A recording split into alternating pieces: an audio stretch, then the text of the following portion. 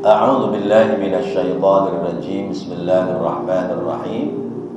Innallaha faliqul habbi wan nawa yukhrijul hayya minal mayyiti wa mukhrijul mayyiti minal hayy. Dzalikumullahu fa anna tufakun.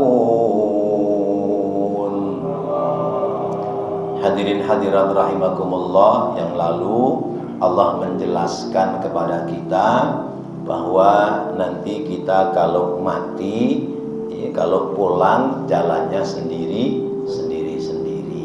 Sebagaimana kita lahir ke dunia, keluarnya juga sendiri.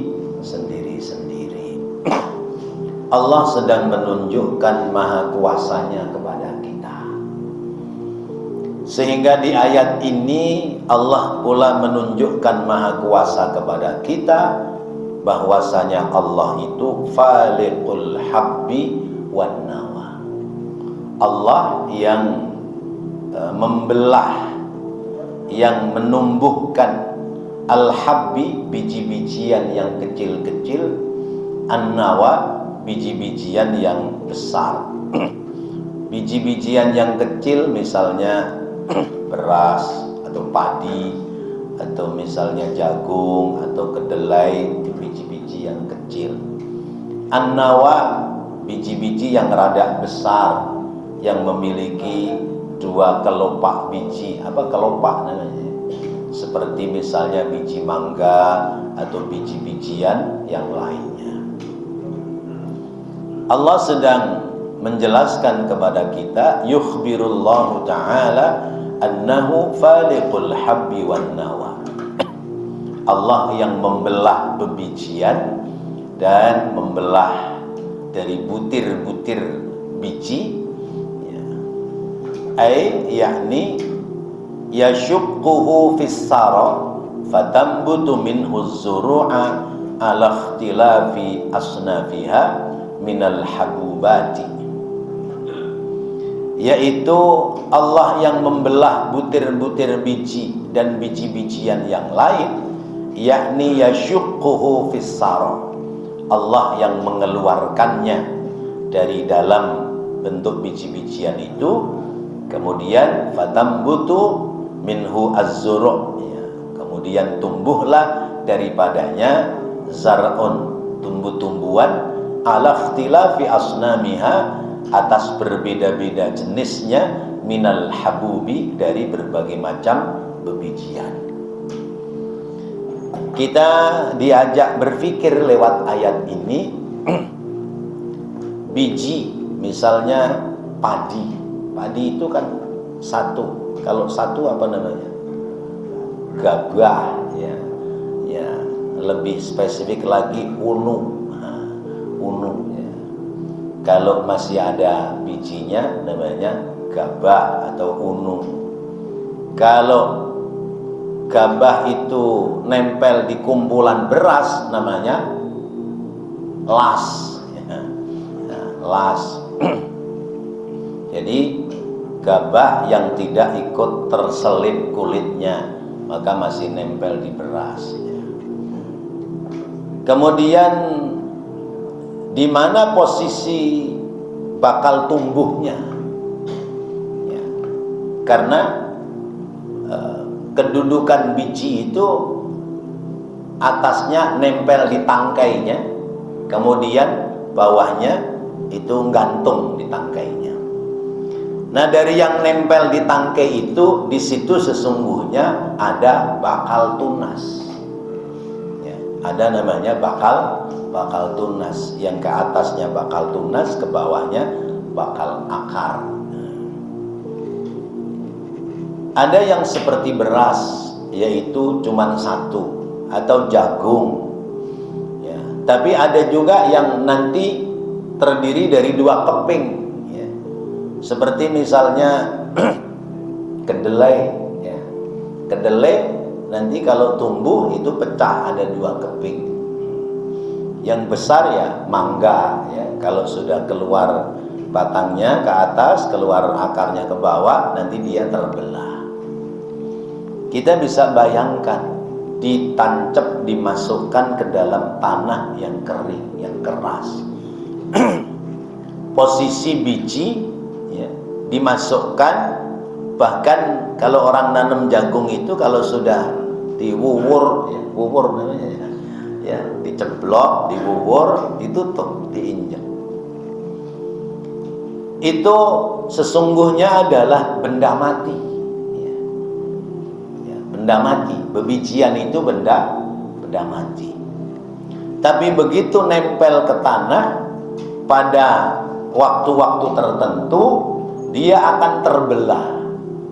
Mula-mula tanahnya menjadi longgar, kemudian bijinya membelah, ke bawah tumbuh akar, ke atas tumbuh batang. Hal yang seperti ini mungkinkah kalau tidak ada yang menggerakkan? Kalau tidak ada yang menggerakkan, apakah mungkin? Tentu hal yang tidak mungkin kalau tidak ada yang menggerakkan. Nah, siapa yang menggerakkan? Allah Subhanahu wa ta'ala. Jadi kita diajak melek mata, melek hati. Tuh, lihat bebijian ya, ditaruh di dalam tanah ya, kemudian bisa membelah tanah, lalu dia muncul, ada akarnya, ada batang pohonnya. Yashukkuhu fis sara. Allah yang menumbuhkan tuh dari dalam tanah. Kemudian tumbuh berkembang ala ikhtilafi asnafiha. Berbeda-beda modelnya. Ada yang modelnya merambat, ada yang modelnya berdiri tegak, ada yang giliran merambat buahnya gede-gede ya. Giliran yang berdiri tegak buahnya kecil-kecil ya. Nah, itu kan kuasa Allah. Pohon melon itu kecil, merambat ya. Tumbuh berbuah gede itu melon ya. Semangka gede ya. Ya, labu gede ya. Ya. Tapi giliran yang tumbuh ke atas berdiri malah buahnya kecil-kecil, cermai, jambu, apalagi itu, belimbing, buni, ya, apa? Ringin, pohon ringin. Ya. Ada buahnya pohon ringin? Ada. Oh, kembangnya nggak ada, buahnya ada. Ajib ya. Terus buahnya udah pernah ngerasain buah pohon beringin? Oh, sempat. Ya, beringin antik lagi ya. Akarnya mestinya di bawah, dia dari atasnya juga tumbuh akar. Ya kan gitu ya? Ya Allah. Nah, ini semua adalah kuasa Allah. Coba kalau yang model labu, semangka itu pohonnya naik ke atas ya. Kan dia getas itu, karena anak kecil jalan di bawah ketiban sama dia. Tapi giliran kelapa ya, gede, tapi buah kelapa disangga oleh pelepah daunnya yang lebat sehingga tidak mudah jatuh. Kalaupun lepas itu akan nempel di pelepah daunnya. Masya Allah, itu semua adalah kuasa Allah. Nah, kita kadang tidak pernah merenung sampai di situ. Tidak pernah merenung sampai di situ. Kenapa ada tanaman yang butuh pengairan yang bagus, tapi ada pula tanaman yang sebaliknya, nggak boleh banyak kena air. Nah, ini kan kuasa Allah. Padi kalau pingin subur, pingin hasilnya bagus, airnya harus berlimpah, nggak boleh kurang air. Ya, tapi giliran jagung, kacang, coba kesiram air, lonyot batang pohonnya, mati. Masya Allah. Nah, ini semua ada dalam kuasa Allah Subhanahu wa ta'ala. Karena itu kemudian tumbuhnya pada musim yang berbeda-beda dari jenis pohonan tanaman yang berbeda-beda. Jenis pohonan tanaman yang sama saja itu buahnya namanya beda-beda. Sama-sama pohon pisang, ya. Tapi ada pisang tanduk, ada pisang Ambon, ada pisang pisang batu, ya, karena ada banyak bijinya. Ada pisang apa lagi itu? Pisang siem, pisang kepok, macam-macam, ya. Ya, pisang emas, ya, karena pohonannya merah, ya. Ya, pisang raja, wah itu paling hebat itu pisang raja, yang rajanya pisang. Ya, pisang susu, ya. Nah, itu siapa tuh yang ngaranin tuh? Oh, pisang begini namanya pisang susu. Mungkin belenuk gitu kali ya. Masya Allah. Ditanam di tanah yang sama, tumbuh pada kapasitas yang sama, tapi jenis varietas yang berbeda, hasilnya beda. Pisang Ambon, ada pisang Ambon hijau, ada pisang Ambon kuning. Nah, pisang Ambon ini apakah asalnya dari Ambon apa bagaimana gitu? Iya. Kalau kata saya bukan asalnya dari Ambon. Pisang ini kalau pengen matang diimbu. Diimbu itu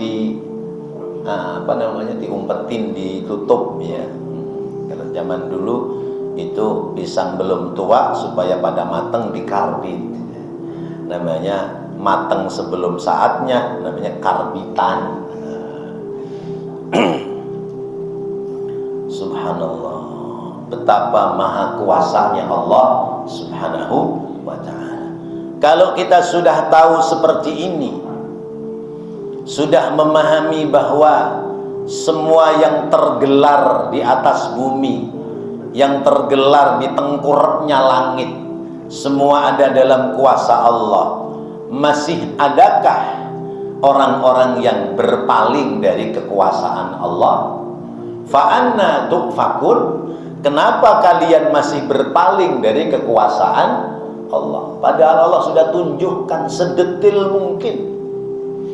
Allah tunjukkan sedetil mungkin. Sampai-sampai Allah menyebutkan yukhrijul hayya minal mayyiti wa mukhrijul mayyiti minal hayy. Lihat redaksinya. Redaksi pertama pakai fi'il mudhari', fi'il kata kerja bentuk sedang. Yukhrijul hayya minal mayyiti. Allah terus-menerus menghidupkan, menjadikan sesuatu hidup berangkat dari sesuatu yang mati. Tapi redaksi yang kedua bukan wa yukhrijul mayyita minal hayyi, tapi wa mukhrijul mayyiti minal hayyi. Tentu ada makna yang berbeda. Pertama, yukhrijul hayya minal mayyiti, Allah mengeluarkan makhluk hidup dari makhluk yang mati. Biji mati, ditaruh di tanah, kena air, kemudian biji yang mati mengeluarkan makhluk hidup menjadi tumbuhan, tanaman. Contoh, yukhrijul hayya minal mayyiti, telur keluar dari pantat ayam, itu telur hidup apa mati? Mati, oh nggak bisa bergerak kemana-mana. Tapi kalau dipanaskan dalam suhu tertentu, ya, kemudian ditunggu waktu sekian hari, itu telur yang mati akhirnya jadi makhluk hidup. Pecah cangkang telurnya, keluar pitik, keluar anak ayam, ya, berarti Allah mengeluarkan dari yang mati menjadi kehidupan. Awalnya mati, tapi kemudian menjadi kehidupan. Dan semua kehidupan itu berasal dari air, ya. Sebab Allah yang menyampaikan bahwa wa ja'alna minal ma'i kulla syai'in hayyin. Kami Allah menjadikan sesuatu itu hidup berangkat dari air. Semua berangkat dari ada cairan. Biji-bijian kering, tanahnya kering, disiram air, keluar kehidupan. Berarti berangkat dari air. Telur asalnya dari sperma binatang. Dari sperma jantan bertemu sperma betina, berproses jadi telur, berangkat dari air. Kita dari apa Pak asalnya Pak? Dari air. Ya, kita berangkat dari air yang disebutnya setetes air hina. Maka jangan pada sombong ya. Biar ganteng kayak apa juga asalnya setetes air hina. Biar kaya kayak apa asalnya setetes air hina. Biar kata jabatan setinggi apa jangan sombong karena berasal dari setetes air hina. Jadi Allah mengeluarkan dari benda mati sebuah kehidupan. Ada yang memahami ini makna zahir, makna batinnya Allah lah yang menghidupkan hati-hati hamba yang mati menjadi hidup. Orang ini awalnya hatinya mati, tapi sebab mendapatkan tetesan hidayah dari Allah, hatinya yang mati kemudian menjadi hati yang hidup. Awalnya kan kita tidak tahu tentang kebenaran, tapi karena ada tetesan hidayah dari Allah, pelan-pelan kita kenal ya, kebenaran dan keburukan, mengerti mana yang benar, yang mana yang hak, mana yang batil.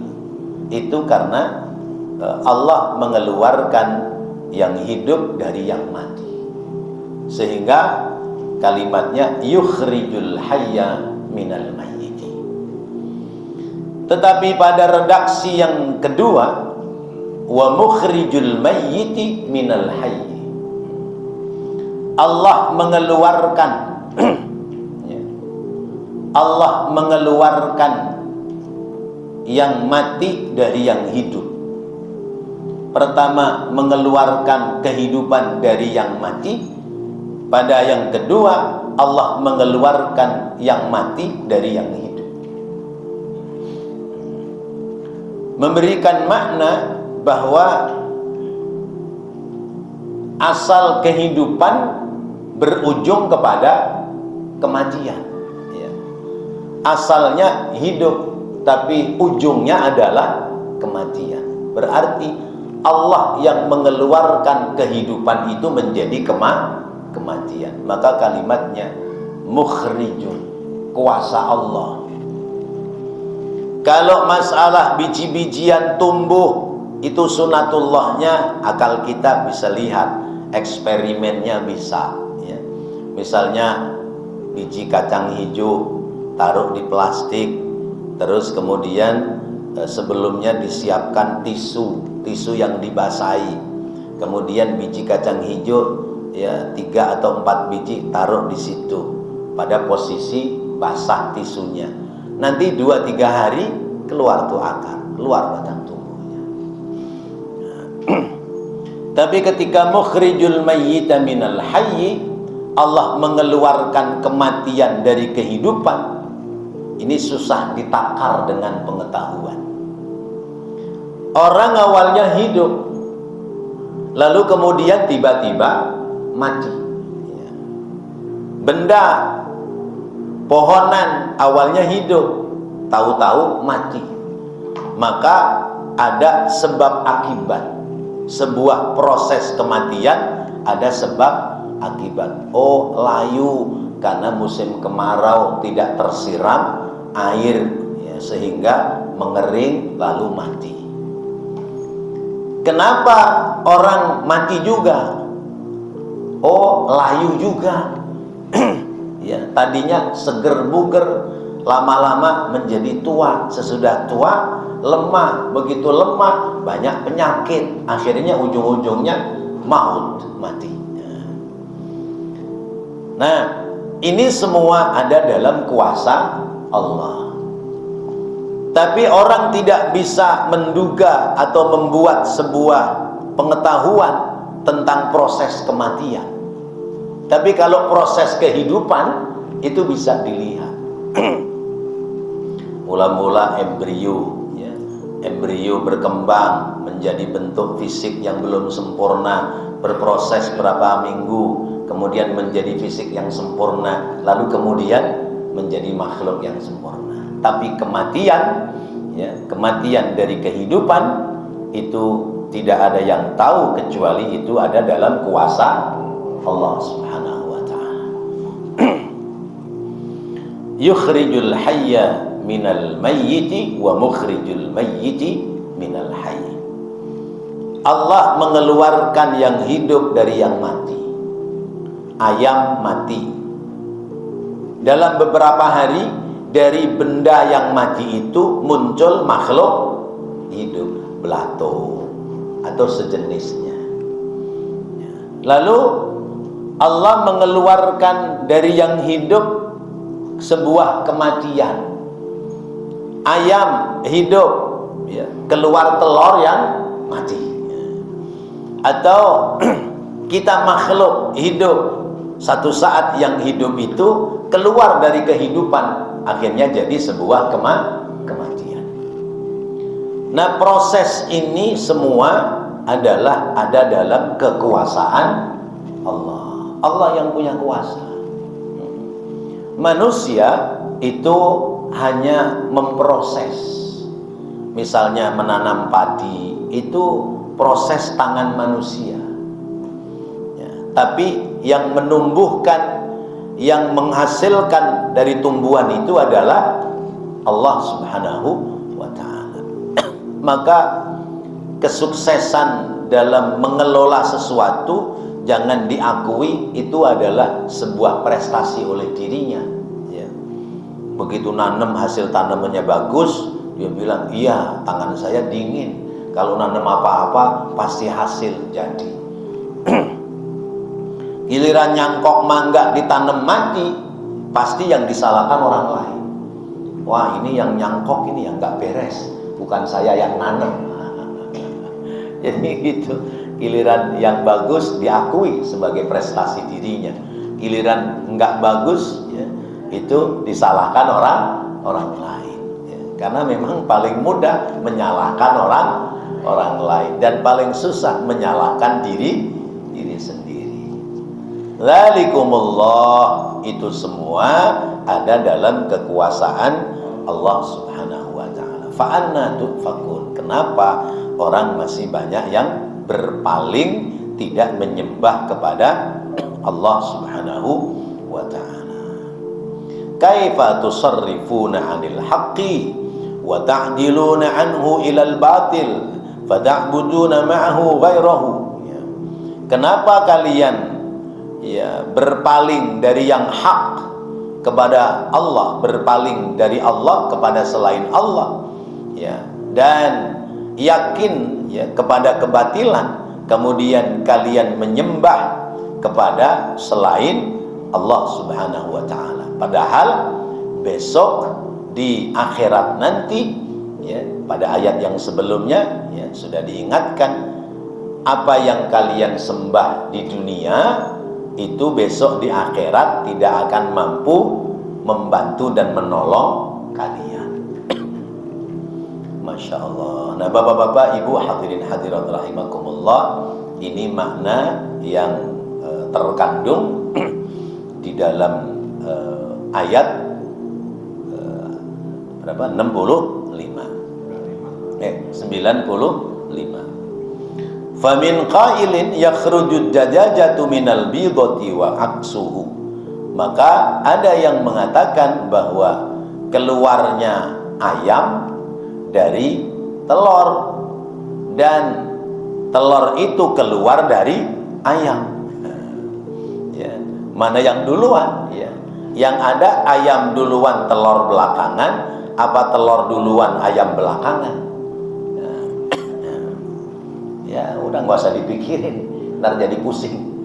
Semua kuasa Allah. Ayam asalnya dari telur, telur berasal dari ayam.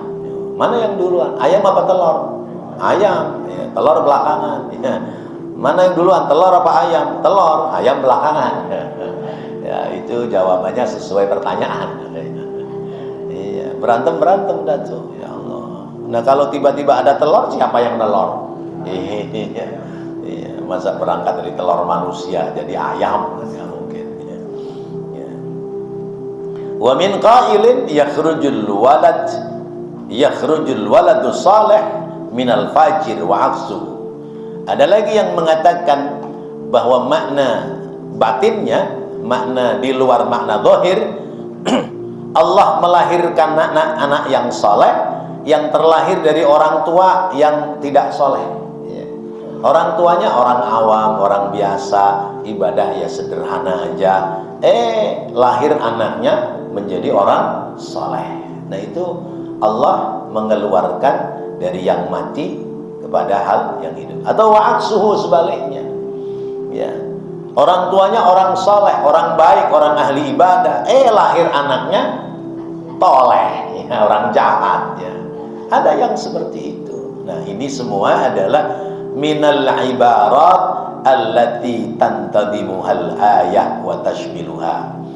Nah inilah ibarat-ibarat yang dijelaskan lewat ayat ini dan kandungan ayat ini. Maka kehidupan ini seluruhnya ada dalam kuasa Allah. Dzalikumullah, semua itu ada dalam kuasa Allah. Kalau ibarat benda itu ada rancangan itu namanya blueprint, ya, rancangan. Tapi kalau makhluk manusia itu rancangan kita itu belum tentu sesuai dengan kehendak Allah. Maka hidup jangan melewati dari blueprintnya Allah. Kita hidup ini sudah dirancang oleh Allah. Jadi timbang tinggal jalanin kehidupan kita. Semua sudah ada dalam rancangan Allah Subhanahu wa ta'ala. Baik Bapak Ibu hadirin hadirat rahimakumullah, masih ada waktu, mungkin ada yang menambahkan, silakan. Ya, monggo. Boleh di luar konteks. Kalau bahasa kita makan atau minum, kita harus duduk. Itu apa namanya adab. Di dalam agama juga ada. Karena gini, Ya. khususnya di kota besar, banyak orang pakai jilbab makan sambil jalan itu enak aja gitu loh. Misalnya dari warung Pak Asino nih, mungkin beli apa, sampai rumah baru makan di tengah jalan baru makan gitu loh. Ya. Itu adab apa ada aturan? Baik. Dalam makan dan minum, ya, makan dan minum ini kan pekerjaan mubah. Artinya asal hukumnya mubah, boleh-boleh saja.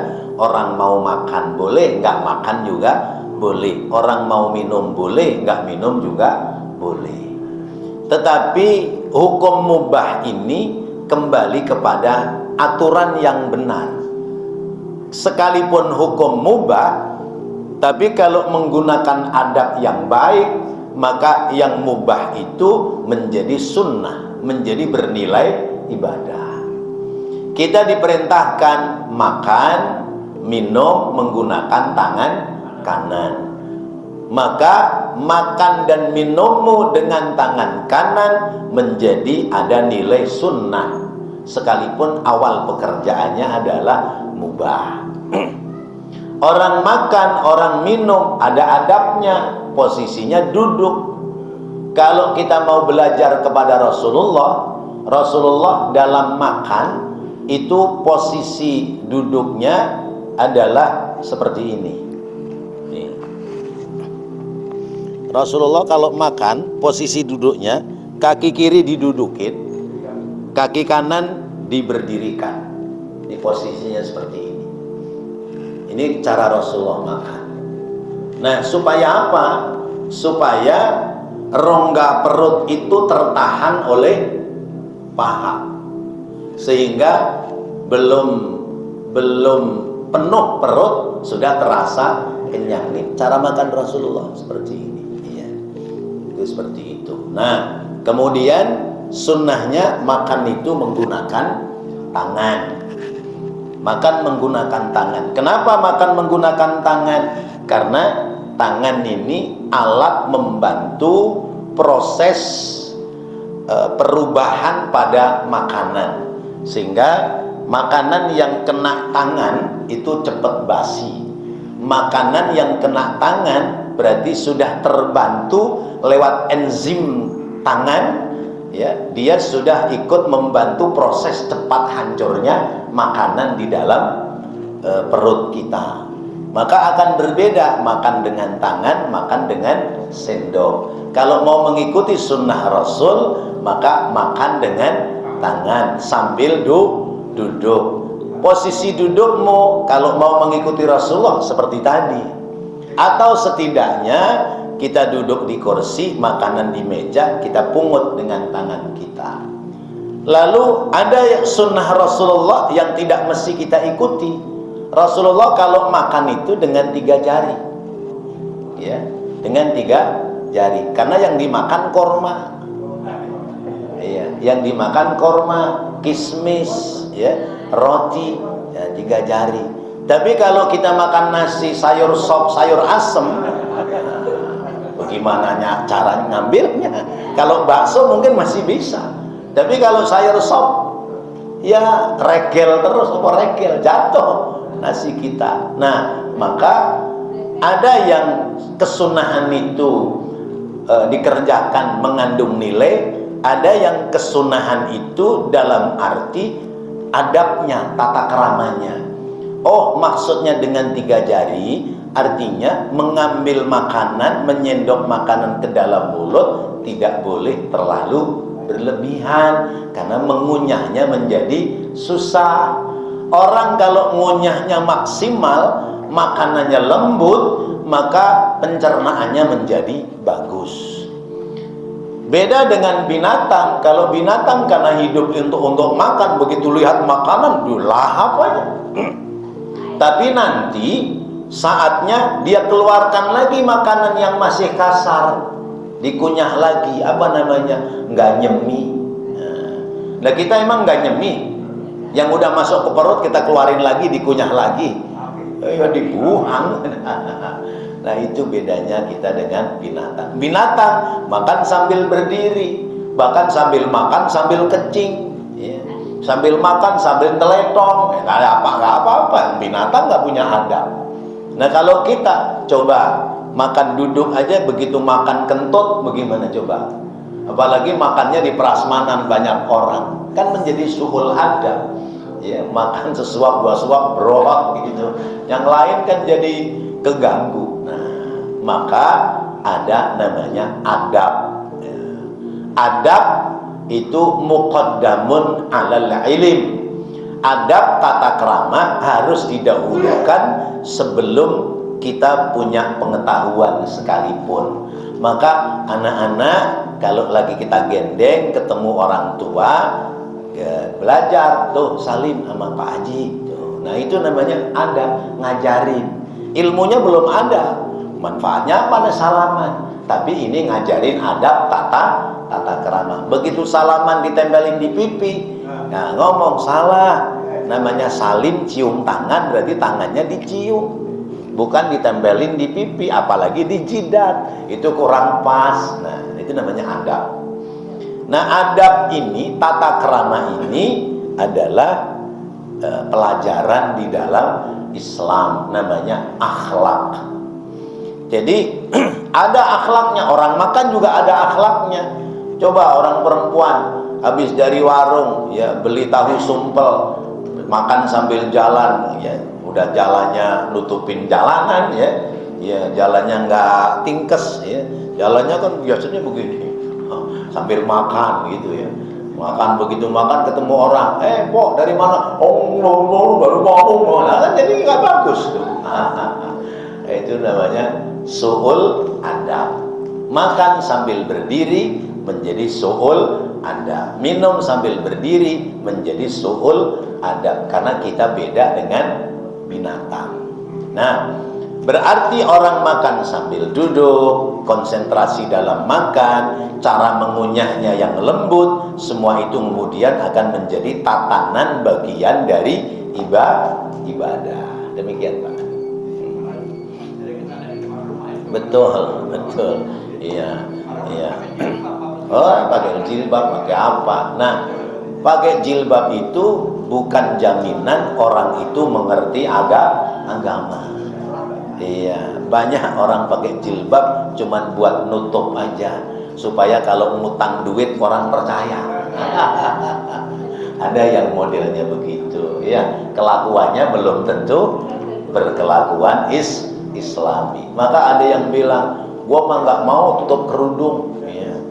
Yang saya tutupin iman saya, yang saya kerudungin iman saya. Salah juga, karena nutup kepala bagi perempuan itu hukumnya wajib menutup aurat. Jadi ya kerudungin fisiknya, kerudungin pula hatinya, sehingga pas sesuai pakaiannya Islami, akhlaknya juga Islami.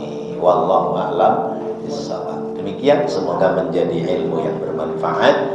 Amin ya Allah ya Rabbal alamin. Rabbana taqabbal minna innaka antas samiul alim wa tub alaina innaka antat tawwabur rahim. Rabbighfir warham wa anta khairur rahimin. Wa sallallahu ala sayyidina Muhammadin wa ala alihi wa sahbihi wa sallam. Walhamdulillahi rabbil alamin. Wassalamualaikum warahmatullahi wabarakatuh.